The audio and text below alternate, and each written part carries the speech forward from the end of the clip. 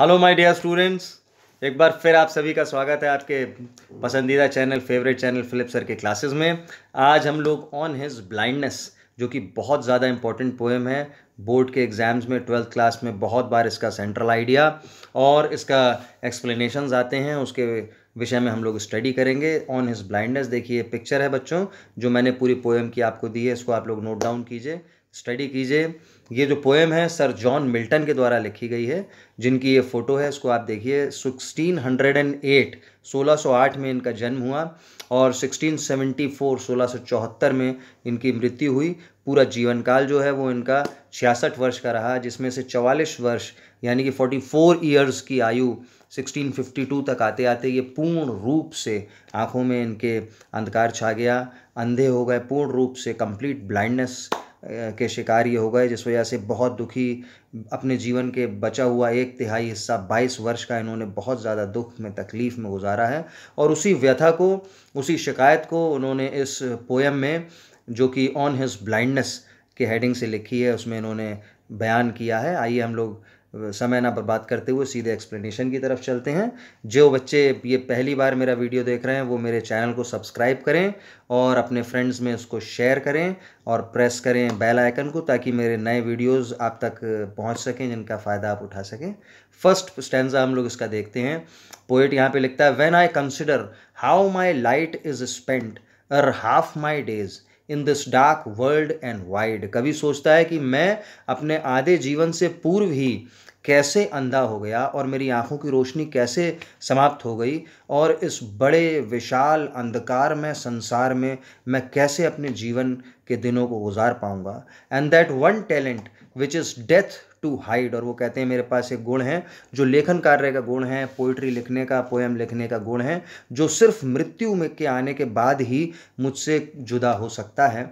Lodged with me useless दो my soul more bent. और वो कहते हैं कि लेकिन वो जो मेरे अंदर है, जो गुण है, वो मेरे अंदर ही अब दबा रह गया है, जो मुझे ऐसा लगता है कि अब वो यूज़लेस है, और मेरे अंधे होने की वजह से मैं उस टैलेंट का गॉड की सेवा के लिए अच्छी तरह से इस्तेमाल नहीं कर पा रहा हूँ। Though my soul more bent to serve therewith my maker and present my true account lest he returning chide. और वो कहते हैं लेकिन फिर भी मेरी बहुत ही तीव्र इच्छा है कि मैं अपनी उस टैलेंट से अपने ईश्वर को, अपने परमेश्वर को जिसने मुझे बनाया है, उसकी प्रशंसा कर सकूं, उसकी सेवा कर सकूं, और ताकि जब मृत्यु के बाद, जब मैं, मेरा लेखा जोखा गॉड के सामने प्रस्तुत किया जाए, तो मुझे शर्मिंदा ना होना पड़े और गॉड मुझे उस बात के लिए डांटे नहीं कि तुमने जो मैंने गुण दिया था उसका तुमने सही से इस्तेमाल मेरे लिए, मेरी सेवा में नहीं किया।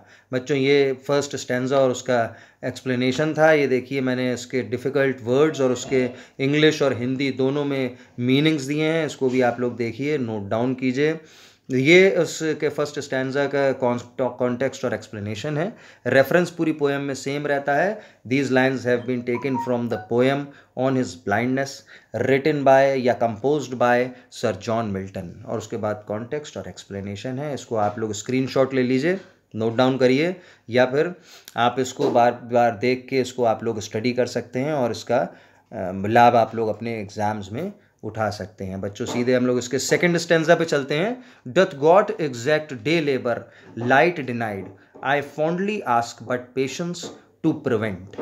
वो कहते हैं कि मैं कभी बड़ी मूर्खतापूर्ण, फॉन्डली आस्क्ड, पूछते हैं अपने गॉड से कि मुझसे पूरे दिन आप मेहनत कराना चाहते हैं, मेरी लाइफ से आप इतना काम कराना चाहते हैं, मेरे जीवन से इतना काम कराना चाहते हैं, और मेरी आंखों की रोशनी आपने मुझसे छीन ली है, और आप ये चाहते हैं उसके बावजूद जो अन्याय आपने मेरे संग किया है, फिर भी मैं अपने जीवन को आपकी सेवा के लिए इस्तेमाल करूं।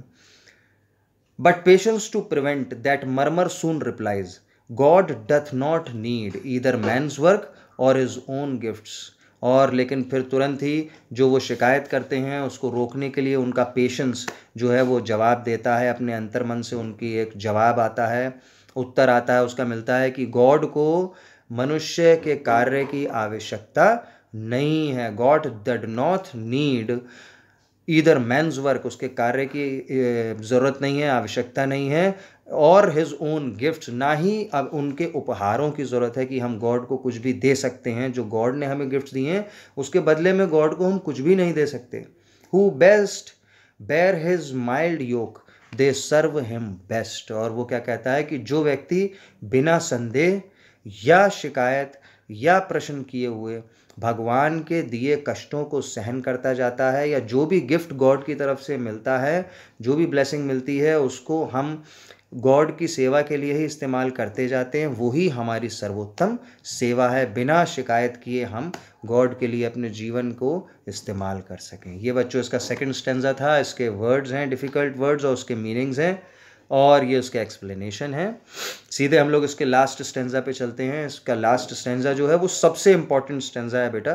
सन 2009, 11, 12, 13, 14, 15, 16, 17, 18 और 2020 लगातार ये बोर्ड के एग्जाम में एक्सप्लेनेशन के लिए आया है। इसको बहुत ध्यानपूर्वक पढ़िए। His state is kingly, thousands are bidding at his bidding speed. वो क्या कहता है कि भगवान की स्थिति राजाओं की तरह है। भगवान या गॉड जो है वो राजाओं का राजा है और प्रभुओं का प्रभु है। Thousands eight his bidding speed, हजारों उसकी सेवा में जो देवदूत हैं, स्वर्गदूत हैं, वो उसकी आज्ञा के इंतज़ार में उसकी सेवा के लिए तैयार तत्पर खड़े रहते हैं। And post over land and ocean without rest, और ज़मीन के ऊपर, आसमान में या समुद्र के ऊपर, हर जगह, कहीं भी कोई जगह ऐसी नहीं है जहां वो उसकी आज्ञा को पूरा ना कर सकें। वो हर समय तैयार रहते हैं कि एक शब्द गॉड के मुंह से निकले और वो उसकी आज्ञा को पूरा कर सकें। And post over land and ocean without rest, they also serve who only stand and wait. और वो लोग भी ईश्वर की सेवा सबसे अच्छी तरीके से करते हैं जो बिना किसी शर्त के, बिना किसी कंप्लेंट के उसके सामने खड़े रहते हैं, और जो कुछ भी गॉड ने दिया है उसको पूर्ण रूप से वो ईश्वर की सेवा में समर्पित करते हुए, अपने जीवन को समर्पित करते हुए ईश्वर की सेवा में दे देते हैं। बच्चों ये जो पोएम है बहुत इंपॉर्टेंट है, इसको बहुत ध्यानपूर्वक आप लोग पढ़िए, और मेरे आने वाले वीडियोस को भी आप लोग इसी तरह से अपना प्यार देते रहिए। Thank you.